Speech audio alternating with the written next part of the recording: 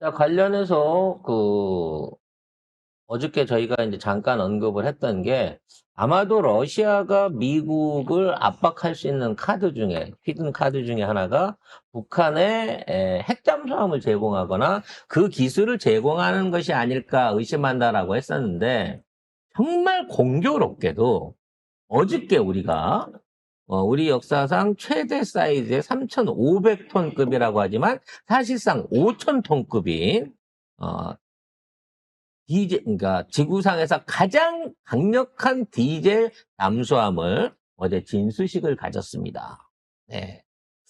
이게 스케줄을 어떻게 이렇게 짝짝 들어맞게 맞출 수가 있지?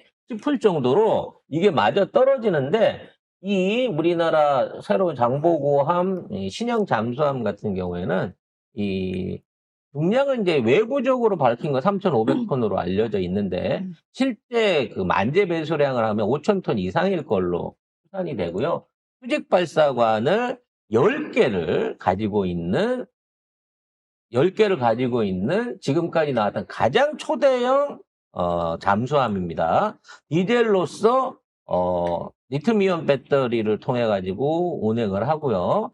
최고의 속도와 3주 이상의 최소 21일 이상의 잠행이 가능한 연속 운행이 가능한 수준의 잠수함을 꺼내는 거예요.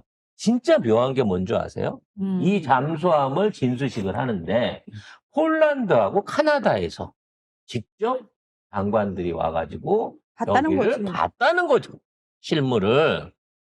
과연 이제 그 사람들한테 VIP 브리핑을 해줬겠죠. 우리가 얘기한 초공동 어뢰라든지 이번에 대한민국이 추가로 개발한 그 수직 발사체, 대형 수직 발사체, 그러니까 우리 흔히 하는 말로 현무급 미사일들이 발사가 가능한 요런 그 발사체까지 완벽하게 갖췄는지, 그리고 추진 체계에 관해서 앞으로 지금까지는 디젤로 만들었는데 차기 추진 체제에서 핵 엔진을 쓸 수 있을 것인지 없을 것인지의 여부는 별도의 VIP 브리핑을 통해 가지고 설명을 했다고 합니다. 일단 캐나다 해군 측이 60조 원 규모의 차세대 잠수함 사업 발주를 진행을 하고 있는 상황이잖아요. 그래서 에이펙 정상회의에 마크 카니 캐나다 총리가 참석할 예정인데 미리 왔죠? 네, 오면서 조선소를 직접 방문을 이제 할 것으로 예상이 되고 있습니다. 일단 캐나다 해군 측은 최근에 하나오션을 방문을 했고요. 마크 카니 총리는 에이펙 정상회담을 참석하는 걸 명분으로 들어와가지고 실질적으로 조선소를 가서 보지 않겠느냐 이런 얘기가 지금 나오고 있다라는 거죠. 지금 우리나라하고 독일이 2파전 구도인데요. 이 상황에서 우리 장점은 납기를 제대로 맞출 수 있다라는 것과 그리고 현지에서 조립 생산하게 해주겠다. 그렇죠. 근데 이제 일단 뭐 마크 카니 총리 같은 경우에는 독일 조선소도 직접 방문을 했었어요. 독일에서도 이걸 어떻게든 가져가고 싶어 하니까 지금 독일 경제 상황도 너무 안 좋기 때문에. 근데 우리 쪽도 와서 보겠다라고 하고 있는 상황인데 최근에 말씀하신 것처럼 3,600톤급 장형실함 디젤 잠수함 진수식이 있지 않았습니까? 그래서 이런 것들이 훨씬 더 좀 유리하게 작용할 가능성이 있어 보입니다. 관련해서 어저께 이제 미사일 실험을 했잖아요. 네, 확인이 됐습니다. 북한이 어저께 발사했던 미사일들은 그동안 없었던 극초음속 비행체라고 얘기가 되고 있고요. 이게 다탄두로 공격을 할 수 있는 형태의 미사일인 것 같다라고 현재 추정을 하고 있습니다. 그러니까 지금까지 북한이 보여준 적이 없는 미사일을 어저께 보여줬다는 거죠. 조선중앙통신이요. 미사일 총국 주도로 중요 무기 체계 시험을 진행을 했고 극초음속 미사일을 발사를 했다라고 스스로 그렇게 이야기를 했습니다. 극초음속 비행체라고 이제 언급을 한 부분을 미루어서 봤을 때 이달 초에 그 열병식에 등장했던 화성 11마일 가능성이 지금 제기가 되고 있다라고 합니다. 그러니까 우리가 이제 늘 북한 외범식에서 보거나 영상으로 보는 거는 저거 깡통일 거야라고 하는 그렇죠. 의심을 많이 샀었는데 뭐 중국도 깡통을 네. 많이 내놓으니까. 실제 실험을 통해 가지고 이렇게 우리가 제대로 쐈어. 우리 쐈던 궤적 보이지? 우리 이거 진퉁이야라고 증명을 한 거였습니다. 근데 신경을 안 써요. 예전 같지 않게.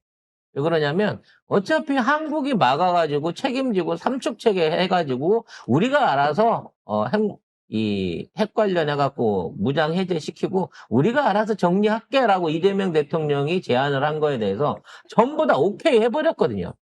사실 북한이 이러한 무기를 가졌다고 해서 이거를 신경 써주고 이것 때문에 외교적으로 엮이게 되면 북한은 무한 수렁이란 말이에요. 그러니까 이런 부분에 대해서 걱정을 안 한다는 겁니다.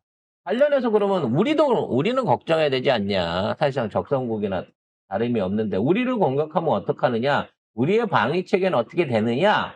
관련해가지고 중요한 데이터가 조만간 국방부에서 나온다고 합니다. 이번에 정조대왕암 여기 진수한 지 얼마 안 됐잖아요. 과연 이번 발사된 미사일 궤적에 대한 추적을 정조대왕암이 해냈느냐 못 해냈느냐 이 부분이 또 하나의 남북 간의 기술 쟁점이 될 수 있습니다.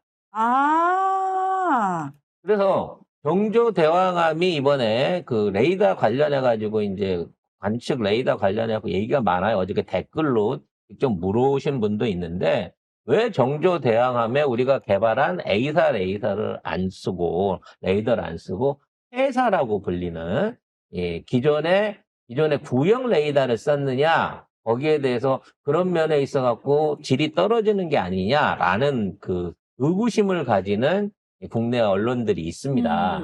이게 이제 A사의 차이는 뭐냐면 그 레이더 한 판 안에 붙어 있는 여러 개 기판들이 다양하게 자율적으로 움직이면서 여러 개의 목표물을 동시에 쫓을 수 있기 때문에 뭐 항공기라든지 또는 변화하는 전장 상황에 적응이 잘 되는 레이더다. 이게 A사의 특징인 거예요. 즉 레이더 한 판 안에 여러 개로 쪼개져 있는 레이더 모듈들이 여러 목표물을 개별적으로 찾아서 볼 수 있다는 거죠. 그래서 뭐 비행기나 이런 그 움직이는 물건들이나 여러 개 탄두나 미사일이나 이런 거를 수백 개까지 동시 탐지를 할 수 있기 때문에 A사 레이더가 유리하다라고 하는데 함정의 경우는 이게 좀 달라요. 무슨 얘기냐면 함정은 이 사면, 이렇게 마스트라고 불리는 배의 그 꼭대기 안에 사면에 똑같이 레이더를 동시에 놓습니다. 그러니까 레이더를 움직일 필요가 없어요. 고정형이라는 거죠. 그래서 그 사면에 들어가는 이번에 엑스밴드 레이더 그 스파이2를 쓰면서 그 안에 폐사 레이더라고 하니까 이거는 말 그대로 풍경화처럼 이 사면을 그대로 찍고 보고 있는 거예요. 따로 개별적으로 움직이지 않고 1000km 범위 안에 있는 풍경을 보고 있는 겁니다. 그럼 그 안에서 미사일을 쏜다? 새로운 비행기나 함정이 나타난다 그러면 그거를 그대로 보고 있는 상태에서 계속 단일 추적을 하는 거예요. 레이더가 움직이지 않고 멈춰 있는 상태에서 집중적으로 변화하고 있는 것들을 볼 수 있다는 거죠. 이걸 A사 레이더를 쓰게 되면 각 움직임에 따라서 새로운 거에 따라서 막 이렇게 개별적인 정보를 찾아갖고 움직이면서 이걸 찾아보게 되는데 이런 구축함이나 원거리에 있는 관측을 하는 레이더 같은 경우에는 A사 레이더를 통해 갖고 오작동이라든지 다양한 데이터를 받는 것보다는 그냥 말 그대로 펼쳐져 있는 레이더, 폐사 레이더 안에서 움직이는 거를 지속적으로 추적하는 게 훨씬 더 정확도와 함께 거기에 대한 정보 추적이 유리하다는 겁니다. 그렇기 때문에 일부러 폐사 레이더를 쓴 거야. 그럼 우리가 개발한 A사 레이더는 어디 들어가 있나요? 라고 물어보시는 분들이 있는데 그것도 임의 장착이 돼 있습니다. 근데 요게 군사 기밀로 이번 진수식 때는 안 보여졌어요. 펠렉스라 그래갖고 자체적으로 함선에 붙어가지고 날아오는 미사일이나 어떤 드론이나 상대방 그 기체들을 요격할 수 있는 이러한 각 한 포마다 달려있는 요격포들이 있습니다. 이거를 한국이 자체적으로 이번에 정조대왕함에다가 미제를 안 쓰고 우리나라 걸로 써요. 근데 거기에 국산 에이사 라이더를 장착을 했다는 겁니다. 즉 원거리로 봐야 되는 1000km 너머에서부터 원거리로 봐야 되는 거는 마스트 통합 마스트 안에 사면으로 폐사 레이더를 넣고 능동 방어를 할 수 있는 자체 방어 시스템에 들어가는 레이더들은 별도로 배에 여러 모퉁이 구석에다가 에이사 라이더로 병합해서 보강할 수 있는 방식으로 이번 정조대왕함이 진수가 되었다는 거죠. 따라서 실전 배치가 되어 있는 정조대왕함이 이번에 이 북한의 신형 미사일을, 탄도미사일을 추적해냈다라고 하는 데이터가 우리한테 공개가 된다고 하면 현재 북한이 어떠한 방식으로 한국 내지는 주변국들을 공략하려고 하더라도 그걸 사전에 인지할 수 있고 요격할 수 있다라고 하는 1차적인 증거를 보여줄 수 있는 거예요. 관련해서 조만간 우리나라 국방과학연구원을 통해 가지고 지상 400km, 그러니까 우리 해발 고도로 400km 높이의 저고도 위성들을 올 연말부터 내년도까지 해갖고 집중적으로 띄워 올려가지고 한국이 자체적인 위성 감시 체계까지도 내년 안에 상용화를 시킨다고 합니다. 만약 그 과정까지 끝나게 된다고 하면 최소한 한반도 주변에 일어나고 있는 어떠한 형태의 군사적 움직임은 완전하게 대한민국이 정보 독립을 할 수 있을 걸로 보여요. 이거는 15cm, 지상의 15cm 규모의 어떤 물체까지도 식별하고 추적이 가능한 정도의 정확도를 대한민국에서 현재 준비하고 있다고 합니다. 야, 뭐 못 알아들어도 좋으신데 아무튼 걱정하실 필요 없다는 거예요. 그래서 그냥 제가 그냥 정말 단순하게 여러분이 아실 수 있게 우리나라 현재 미사일 방어 체계를 좀 알려드릴게요.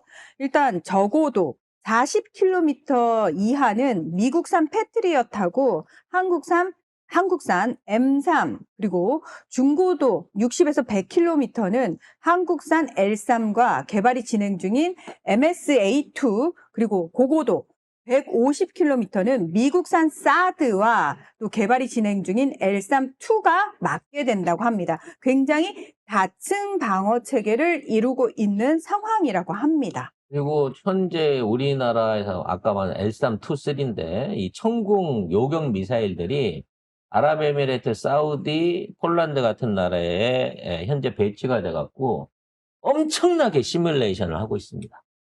그러니까 연습을 하고 있어요, 연습을. 그러면서 도덕도와 정확도와 어떤 소프트웨어 기능들을 계속해서 업데이트하고 있다고 합니다. 이게 왜 중요하냐면은 우리가 항상 미사일 방어 체계가 가장 잘 된 나라를 대표적으로 들자면 이스라엘을 얘기를 하잖아요. 여러분이 가장 대표적으로 알고 있는 아이언돔이라고 하는 거를 알고 계신데 사실은 아이언돔 하나가 날아오는 모든 걸 다 막는 게 아니고요. 여기도 역시 다층 방어 체계입니다. 그래서 저고도 있고 고고도 있고 이런 식으로 한 7개의 체계가 동시다발적으로 움직이고 있는 거예요. 그래서 여러분이 알고 계신 아이언돔 같은 경우에는 저고도예요. 그러니까 4에서 70km 거리에서 발사되는 로켓과 드론을 요격하는 건데 요거 하나가 가격이 굉장히 비싸다고 이야기를 하는데 문제는 뭐냐면은 이거를 막는데 중요한 건 저쪽에서는 드론 200만 원짜리, 300만 원짜리를 보내는데 우리가 막는데 수천만 원을 쓰거나 수억 원을 쓰면 안 되잖아요. 미사일 쓰면 안 되잖아요. 안 되는 거잖아요. 네. 그래서 요걸 맞추기 위해서 사실은 비례성이 더 중요해졌구나. 우리가 막는 게 문제가 아니고 저렴하게 가성비 있게 막는 게 더 중요하구나가 최근에 유럽도 그렇고 중동에서도 그렇고 이게 지금 핵심 이슈로 떠올라 있습니다. 왜냐하면 이스라엘이 있는 한 중동의 모든 나라들은 다 우리도 막아야 된다라는 생각을 하기 시작했거든요. 이란이 처맞고 카타르가 처맞는 걸 봤기 때문에 중동에서는 더더욱 지금 말씀하신 우리나라의 그 다층적인 방어 체계 자체가 굉장히 필요한 상황이 돼버린 거죠. 아무튼 우리나라의 그 군사 현재 방산 기술은요, 사실 우리도 놀라고 있지만 외국인들은 더욱 놀라가 있고 특히나 미국이나 독일 같은 군수 기업 선진국들이 깜짝 놀랄 정도의 기술적 진보와 완성도를 보여주고 있습니다. 그래서 앞으로 자주 국방에 대한 부분, 양적인 면이 아니라 질적인 면에서 대한민국이 충분히 현재 동아시아 안에서 최고의 방어 국가, 그리고 만일 건들면 엄청난 복수를 받을 수 있는 독침 전략에 대한 완성을 마무리 지어가고 있다는 면을 여러분들이 믿어주시면 좋을 것 같습니다. 그리고 관련한 정보들이 계속해서 공개가 될 것으로 보여지니까 송작가 팁을 통해서 알려드리도록 할게요.